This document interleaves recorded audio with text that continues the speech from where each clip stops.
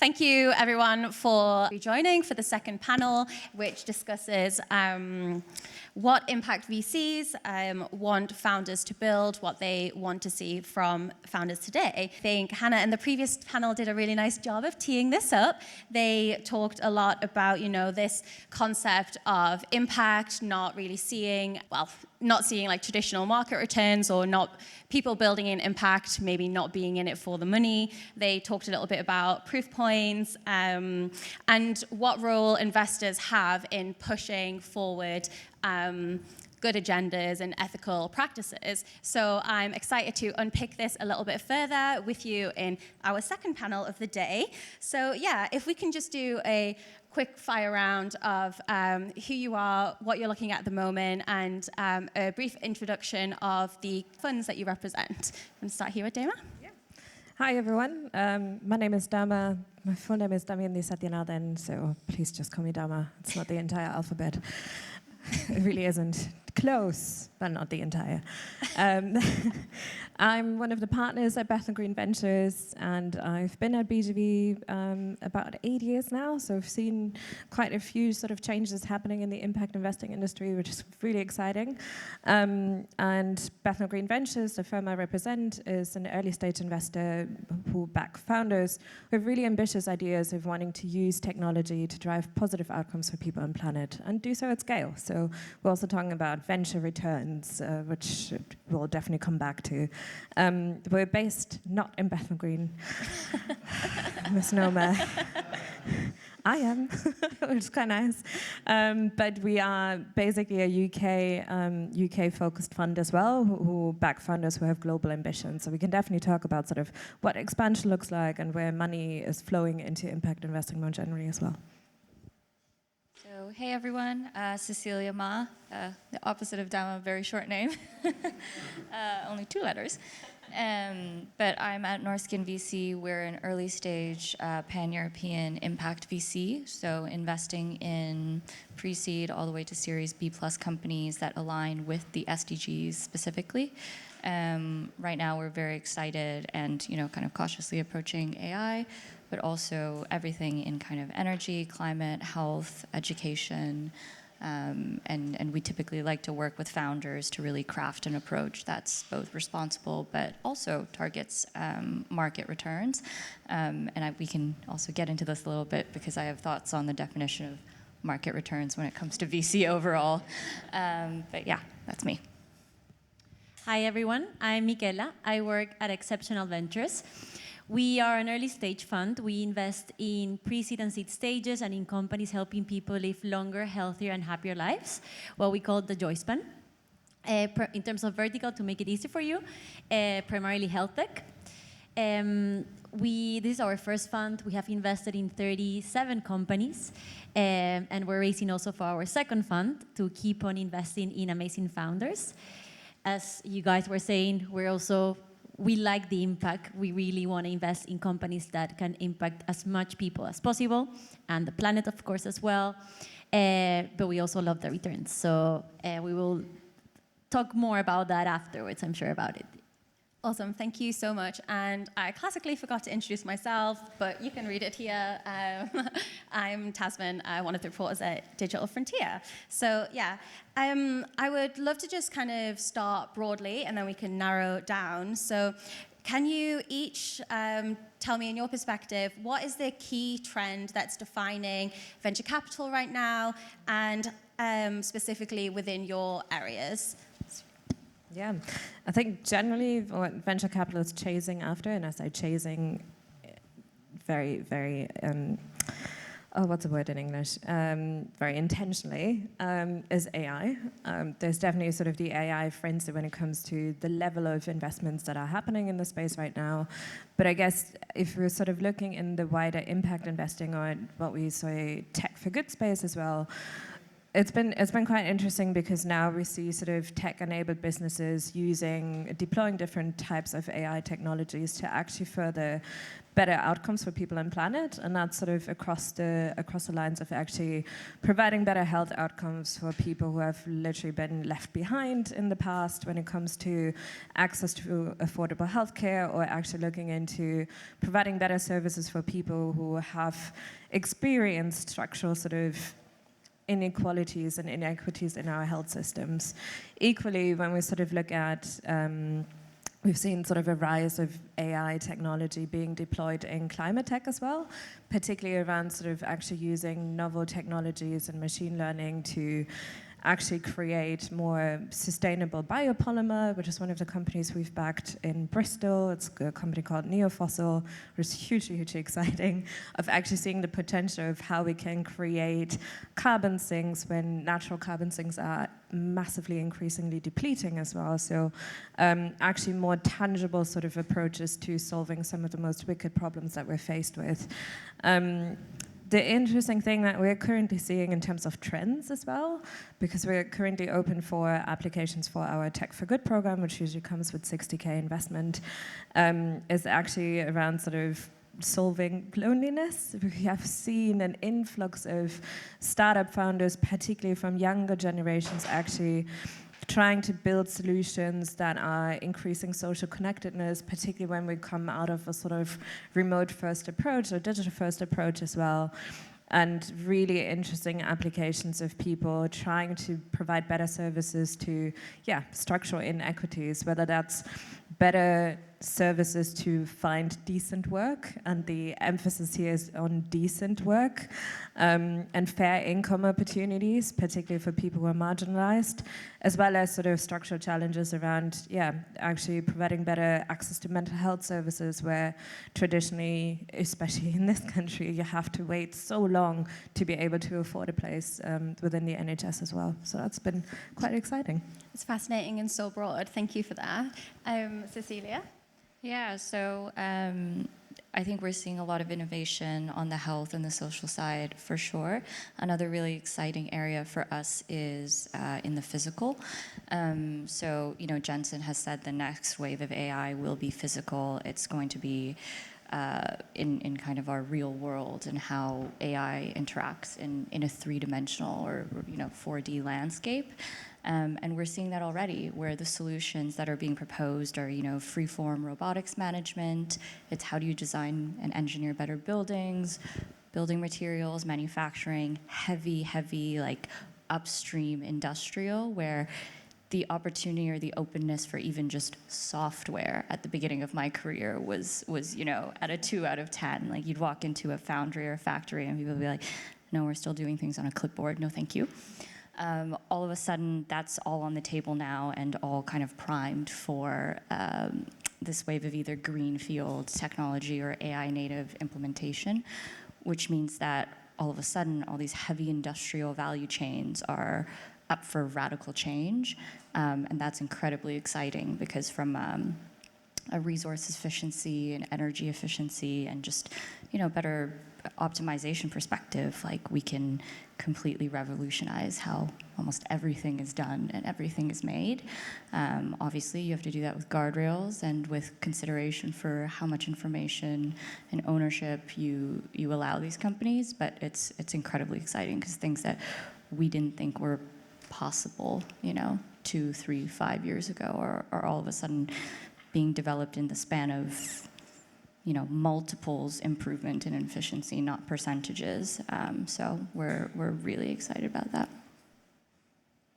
In our case, looking at the healthcare landscape, after COVID, we've all seen this trend of going towards preventative health rather than reactive health that our healthcare systems are used to. So we're seeing quite a lot on that space, and we're super excited about it. For example, early diagnostic is something that we're currently looking at, Not only we've seen many companies in like early diagnostic for cancer, but also think about mental health. As you guys were also saying, it's super important. Now we have the Alzheimer drug, but it works just at the very beginning of the disease. So that space, it's something also that it should be improved. And yeah, we know that at least here the NHS is completely saturated, and we're also seeing some trends of private healthcare, making it more accessible for everyone, because at the moment it's very expensive. Thank you so much. So obviously AI being the defining trend of most spaces right now, but especially for the climate-orientated investors here, like how do you square the impact of AI with its potential for, as being a force for good? I love this question. Also, if you haven't read Tasman's newsletter, you'll see you should definitely go back to it as well, because there's loads and loads of resources that we've shared recently around sort of the potential environmental drawbacks of actually infusing too much energy and water scarcity. That comes with sort of the data centers in particular as well. But coming back to your question, I think for us, fundamentally, it's still a question around sort of, will this actually be used by the people that you're trying to serve? So whenever we have an interaction with the founder in our sort of due diligence process, it comes back to sort of trying to understand whether you're not enforcing a novel technology that people might not understand from the get-go onto them. And that applies to all types of technologies. The second consideration is really then around sort of trying to work out whether you, as a founder, actually understand the sort of risks that are associated with the incredible sort of deployment of generative AI in particular as well. It comes from sort of the supply chain risks, which is a terrible word because we're talking about humans who are doing the crucial work of data labeling and are often exposed, as the earlier panel was mentioned, are often exposed to really horrendous content that they have to continuously filter out. As well as sort of the understanding of actually who are the people who are trying to build these technologies as well. So in the case of someone coming to us with sort of this novel idea of wanting to use a novel algorithm to sort of provide better access to services in healthcare, we're basically asking questions around, is this actually fundamentally going to be helpful to the people that you're trying to serve, and what sort of validation have you done to sort of get to that statement? But also, where's the training data coming from? Ultimately, that's always the question that needs to be asked in any type of AI business. And if we can say that the sources of the training data sets are already opaque or full of inequities in and of itself, then we do take into account that we want to just enforce a more do no harm approach to tech development as well, and sort of go back to the founders of actually consider the unintended negative consequences as you grow in scale, because algorithmic bias is just one layer of many, many, many negative consequences that could occur from this. So what is the sort of accountability? What is the transparency in actually making this explainable AI as well? But yeah, loads of questions when it comes to this. So how do you actually go about understanding those unintended consequences? I mean, in the name, it's unintended. And yeah, the previous panel obviously touched on, diversity of thought, like having different perspectives in the room when tools are being built. But is there a more systematic approach that maybe you folks have found? Anyone else? Sorry. Yeah, we can talk about it. So specifically with our portfolio companies and our founders, what we do is we have a lovely chief impact officer whose job is basically to work with founders in one, a structured manner to make sure all of these policies are implemented, but two, that the KPIs and policies and guidelines that we do kind of put in place at each of the companies is really tailor-made to the specific use case. So we invest in hardware and software and healthcare and et cetera, So obviously, what you would do for an electric airplane company is going to be very different from what you do for a healthcare SaaS. So I think having that quite focused person whose sole job or one of her main responsibilities is to think about this from this angle, separate from our role as investors, actually helps to bring that fresh perspective, which is quite important. And then on the other side, when we go to, and I think someone was talking about investment committee, when we go to investment committee, when we bring in opportunity, there's that impact angle that's always considered, and then we consult our impact manager or our chief impact officer before or as a separate part of the deal team.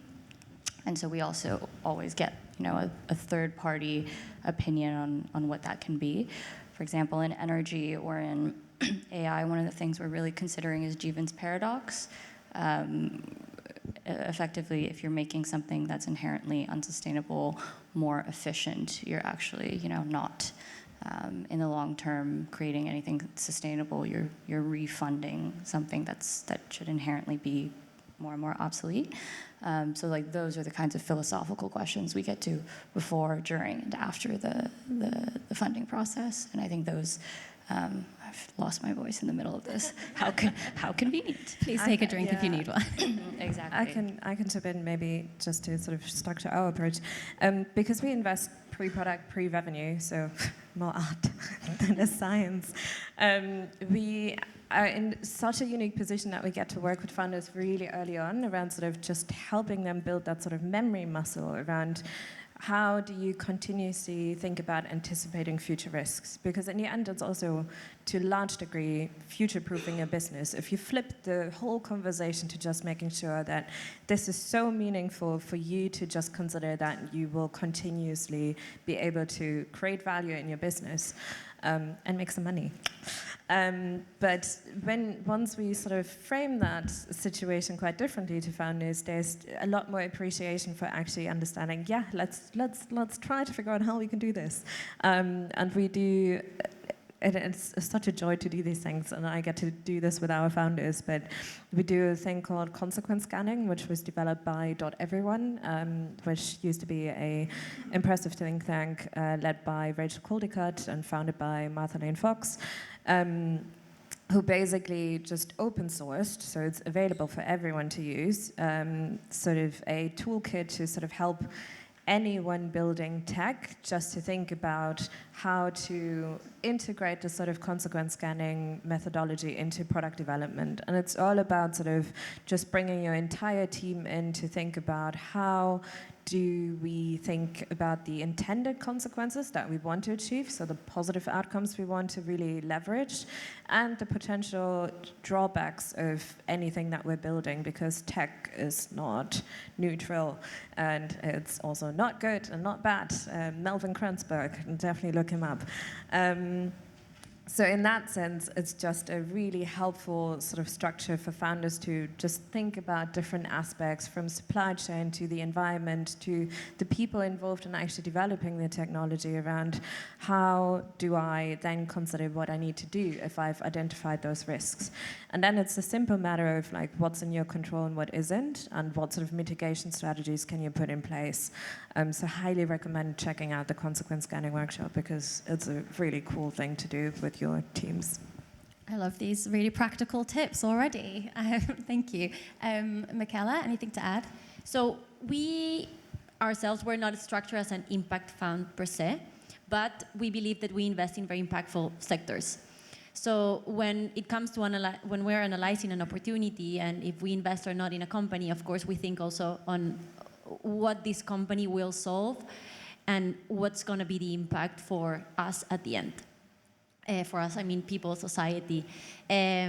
So, for example, we co-invested together with Bethnal Green at a company called Preactive, and we thought, okay, it's basically what they do, it's rehabilitation for patients that are going under surgery.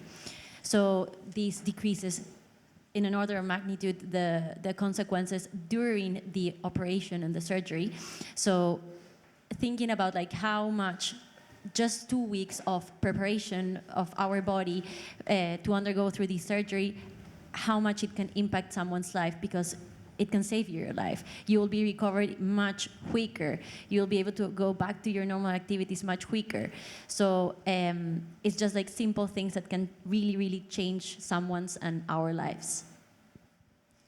Great. So we've talked a lot about how you folks work and sort of unpicked your investment strategies a little bit. But tell me what you want to see from founders right now. So we obviously touched on the kind of metrics that impact companies should be shooting for, what you're looking for in particular. What kind of returns do you want to see as well? So I think fundamentally one of the things we do as impact founder or investors is look for founders that are creating sustainable businesses. You know, our horizon is at the short end, 10, 15 years. So when we think about sustainable, we also think about what is creating long-term value and how do you create a business that's going to last and have that longevity. It's by really improving people's lives, making things more efficient, adding magnitudes of value. So I would say for founders, one of the things that we love to see is really that ambition and audacity to completely create something that is, you know, not just making a system slightly more efficient. It's how do you make people's lives better, make things more affordable, and how do you do that so your customers and your suppliers are all super excited, you know? I think it's that like triple bottom line, and so for us it's, we're looking for sustainability and impact that aligns with the SDGs, but really like how do you build a business that's not just built for, you know, short-term gain in the market to be competitive with all of the other VC-funded companies doing the same thing. It's like, how do you create a hook so that you stay and embed in a value chain for the next 10, 15, 20 years? No one knows exactly where that is, but I think that's the ambition level, and that's the kind of you know, radical thinking that we really like to see and try to back. So what kind of numbers come with a company that does have that level of ambition? I think actually maybe a good example is a company we just invested in, and we'll talk high-level numbers, right? It's in mechanical engineering, plumbing design, an AI-based company. The numbers we talk about are, we spoke to their customers, which are engineers, saves them 40%, you know, of their workforce. But that's a workforce that's 40% consistently understaffed. So it's opening up capacity. Then on their customer side, it's saving them project costs. So that's, you know, decreasing project costs by 50% plus. And then for the builders or for the capital investors, it's saving, you know, whatever percentage of it on the total capex of a project. And then so we added all of that up, and maybe it's not like one specific KPI because it's a very early stage company. It's called Endro, we're very excited. But the numbers say that it's creating value for every single person in the value chain, and there's no losers. So it's you know, a place where we face the ethical problem of, okay, are we replacing jobs, or are we creating worse outcomes for real people? And the answer was no, actually, we're making their lives better. And when we spoke to real people, they were like, yeah, this is a thing. Can you give it to us? Like, what's it called? You know, so the numbers there are just like, okay, it's improving outcomes at every point of the circle. And like those are the numbers that we get excited by, because we think if you do that well, and if you can consistently do that, then the TAM, the revenue, the et cetera, will come with time. I would love to throw that out to the panel more broadly as well.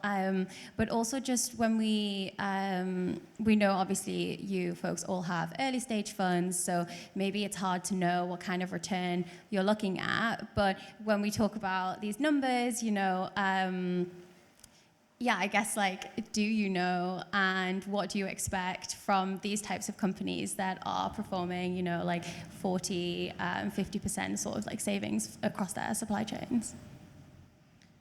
Well, for us, in terms of returns, of course, we all, I guess, want to invest in unicorns. Ideally, companies returning 10x, but we know that that's not always possible. So in our case, we like to think of our portfolio in terms of a balanced portfolio. So we have companies that we think probably are more, it's more difficult for them to fail, but they're not going to become unicorns. So it's having like a balance between the ones that have very binary outcomes versus the ones that might have more sustainable growth and decent, good exits. That's how we think about it. We don't have like a specific metric that we measure in every single company. We also invest in pre-revenue companies, companies already revenue generating. It all depends. Of course, the market at the moment, it's a bit tough, not only for founders, but also for VCs to raise money. So we're also being a bit more strict in the sense that probably we want more validation in terms of, like, for example, clinical validation, to make us feel more secured in a way, or have less concerns when we invest in a company and we're expecting these type of returns. Oh, sorry, I'm a capitalist who hates capitalism. I will openly say this. But when it comes to sort of the returns expectations as well from our fund, because we've, similarly to you, we've structured our fund mechanics to be quite balanced as well in terms of where we see the sort of traditional sort of hockey stick growth trajectory, which is stupid. Saying this as someone who hates capitalism and is still in this industry. But ultimately, I think, generally speaking, venture capitalists imagine sort of a 3x return for their fund. We're currently deploying out of a 42 million fund, so 3x return means 120 plus from investing into 100 companies over a 4-year period, which is very ambitious when you sort of think about we invest pre-product, pre-revenue, when people have absolutely no idea in how they're actually going to make money. But ultimately, there's sort of two things that we take into consideration when we make our investment decision is actually trying to figure out, is this going to be a founder or a founding team who have the ambition in wanting to build this into a business that has a huge positive impact on 100 million lives or more, as well as the sort of returns expectation of actually getting to a capital enterprise value of 100 million or more in 8 to 10 years' time. Realistically speaking, we're nowhere near seeing that happen in 8 to 10 years, because if you look at sort of the fund performances of venture capitalists in the past, the sort of average now for actually realizing returns is 12 to 15 years. And it's getting harder and harder and harder because there are so many market conditions that come into play for VCs to actually return their money and to return that money to our gods and overlords, the limited partners as well. But I think the exciting thing about venture capitalism, because I think it gets a bad rap, especially when we look at some of the stupid investments that have happened over the past 5 years What's a stupid investment? I mean, at the height of COVID, investing into companies that would guarantee you get your fucking arrabbiata sauce in 10 minutes or less versus actually critically solving some of the health inequities that we have. Just saying, you know? I'm sorry, has someone seen Gorillas? Just putting it out there for the folks here. But sort of coming back to this, I think the really exciting opportunity about venture capitalism is actually enabling more people to have access for money relatively early on, because we're all early stage funds, to actually think about the resources that you might need in order to build really meaningful businesses. And that's the really exciting bit about venture capitalism, because you have the opportunity to tap into loads and loads of money to be able to actually build something truly impressive and actually think about early on about the sort of consequences that could occur, so really mitigating any negative consequences so you don't move fast and break things, but intentionally think about operating responsibly as well. And we've seen really great examples in our portfolio now, because BGV has existed for 13 years, where impressive first-time founders who have absolutely had no experience of entrepreneurship, but had such deep understanding of the complexities of the problems that they were solving, and take that into building a tech business and then exit and walk away with loads and loads of money themselves, which is important as founders, has been like hugely impactful and impressive to us, because it actually means that anyone who has a brilliant idea can actually build a really great business. And that's where I feel we should put more emphasis on, rather than necessarily always thinking about the returns potential, because VC as an asset class, we shall see how it might change over the next 10 years. I'm pretty sure it will change the sort of structures, and hopefully you'll write about this fairly soon as well. Thank you so much. So we have 5 minutes left, so if we could do some quick fire questions. What are the toughest problems where you don't see much exposure, and what you actually want to see from companies? Michaela, do you want to take this first, and we'll come down the panel? So some of the areas that we're really interested in are, well, as I was mentioning before, early diagnostics for mental health primarily is one sector that we're looking at quite a lot. Also, like easy ways of detecting diseases. It can be through blood tests or saliva tests, anything that makes it much more accessible for everyone, and can reduce the time that sometimes we waste because of the very complex exams or tests that we have to do. For example, all the AI companies that are improving X-rays. Just with an X-ray, you can basically have whatever you have with an MRI. So we are looking quite a lot into that space, and we think that there's lots of things to do. Also, for example, more around ways of making private health easily accessible for everyone, now that we have our healthcare system saturated, more around preventative health as well. We really like that space. For example, we also like women's health, which we think there's a huge data gap, how to solve that, ways of solving that in a much better way. So those are some ideas. I'm going to say heavy industry, so steel, cement, textile, construction, rare earth metals. I think that the challenge there is oftentimes the people innovating are part of a different group than the ones who will mostly benefit from the trickle down of those savings. And so, if you're implementing these technologies, you have to then pay for it, but maybe ultimately in a recycling facility, someone else is getting the benefit, and they're selling that to the end customer who would get a more expensive product or sometimes a different product, and they're not paying for any of the upstream costs of funding that kind of discovery. I think it's a place where we'd love to see more, because we know what the potential of the technology is. But when people in that ecosystem or members of the ecosystem are not aligned on incentives, it's really hard to allocate that cost burden upfront to one player.